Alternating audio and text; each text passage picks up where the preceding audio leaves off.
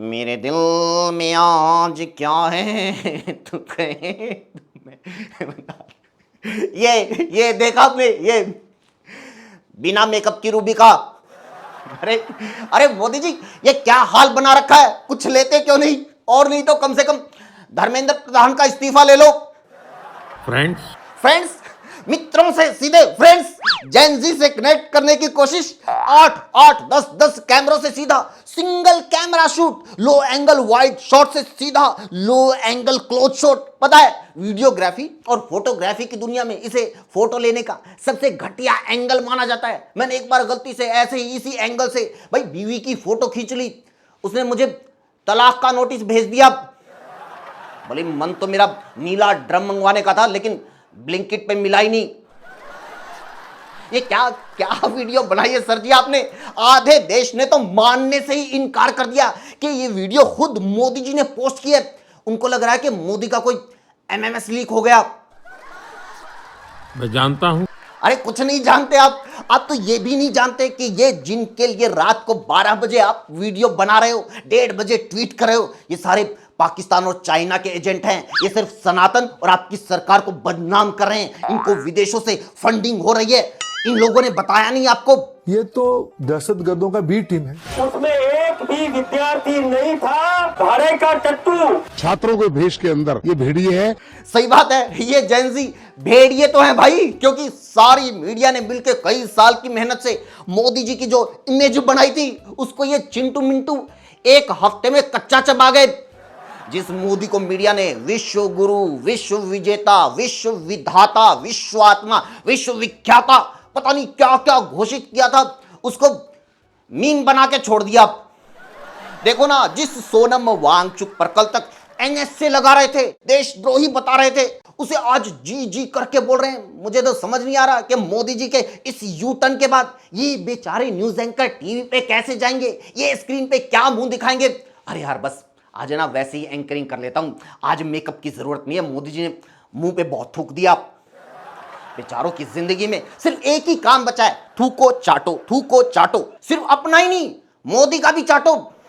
और इस बार तो इन लोगों ने इस प्रोटेस्ट के खिलाफ इतना थूक दिया कि चाटने से काम नहीं चलेगा, गिलास भर भर के पीना पड़ेगा। नमस्कार दोस्तों, स्वागत है आपका रिपोर्टर के महेंद्र सिंह शो में। आज के शो में हम एक बार फिर कॉकरोच के प्रोटेस्ट और पीएम मोदी के ताजा बयान की बात करेंगे। आखिर तक देखिएगा, मजा आएगा। पेपर लीक ये कोई मामूली विषय नहीं है। अरे बहुत मामूली है सर।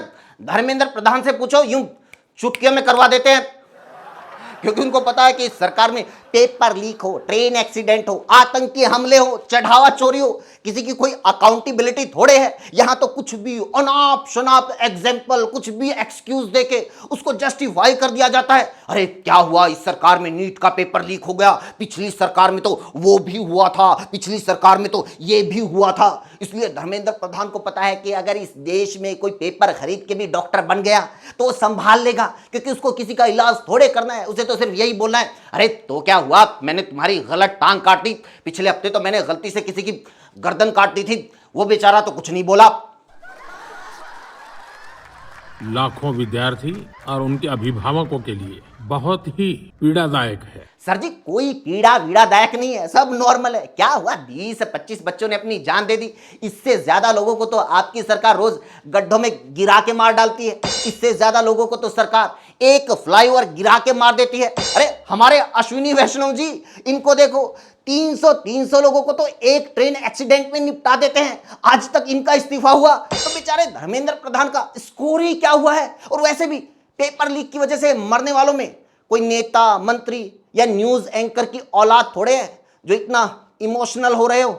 मैंने आज फास्ट ट्रैक कोर्ट के लिए विभागों को निर्देश दिए थे। अरे छोड़िए सर ये फास्ट ट्रैक कोर्ट का ड्रामा। बताओ, कोर्ट फास्ट ट्रैक हो या ऑफ ट्रैक, अगर संजीव मुखिया की तरह आपकी सीबीआई किसी आरोपी के खिलाफ कोर्ट में सबूत ही नहीं रखेगी तो फास्ट ट्रैक किस लिए? मिर्जी लेने के लिए। भाई फास्ट ट्रैक की स्पीड देख के मजा आ गया। पहली सुनवाई में सब बरी, वैसे भी इस देश ने देख लिया कि स्टूडेंट्स की प्रॉब्लम को लेकर हमारी कोर्ट्स कितनी संवेदनशील है। अरे खुद सुप्रीम कोर्ट ने दिल्ली पुलिस ने जो स्टूडेंट्स पर ब्रूटैलिटी की उसकी वीडियो तक, जी हाँ वीडियो तक देखने से इनकार कर दिया, साफ बोल दिया कि हमारा टाइम वेस्ट मत करो। अरे जज साहब वो मासूम बच्चों पे लाठी चार्ज की वीडियो है, मन की बात के एपिसोड नहीं।